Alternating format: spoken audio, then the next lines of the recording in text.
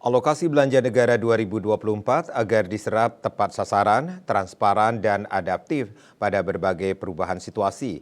Pesan itu disampaikan Presiden Jokowi saat berpidato dalam agenda penyerahan daftar isian pelaksanaan anggaran atau DIPA dan daftar alokasi transfer ke daerah atau TKD tahun anggaran 2024 kepada perwakilan pejabat kementerian, lembaga, dan pemerintah daerah. Presiden Jokowi mengingatkan pertama menggunakan anggaran secara disiplin, teliti, dan tepat sasaran. Dalam arahannya di hadapan pejabat kementerian, lembaga, dan pemerintah daerah, Jokowi mengingatkan tentang potensi krisis dan resesi ekonomi yang dipicu dampak geopolitik global yang semakin memanas dan perubahan iklim yang semakin nyata.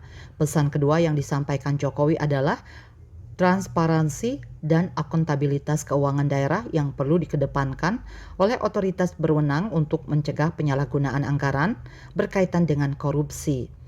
Pesan ketiga berkaitan dengan akselerasi penyerapan anggaran 2023 yang harus segera diserap optimal dalam sisa waktu 3 pekan ke depan. Berdasarkan laporan Kementerian Dalam Negeri, realisasi penyerapan anggaran pemerintah pusat saat ini baru berkisar 74%, sedangkan pemerintah daerah berkisar 64%. Pesan terakhir yang disampaikan Jokowi adalah mempersiapkan antisipasi ketidakpastian melalui automatic adjustment atau penyesuaian. Jokowi mengatakan setiap rupiah yang dibelanjakan adalah uang rakyat sehingga harus fokus pada hasil.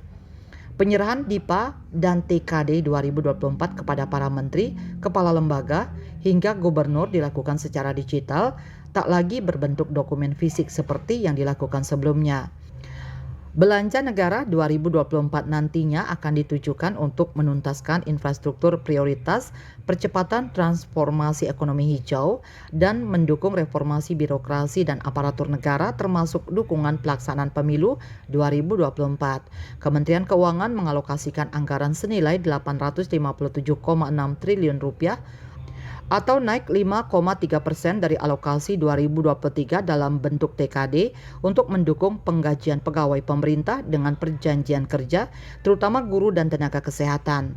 Tambahan anggaran juga untuk meningkatkan pelayanan publik daerah, mendukung operasional sekolah, PAUD, dan pendidikan kesetaraan, serta untuk menangani kemiskinan ekstrim dan penurunan stunting.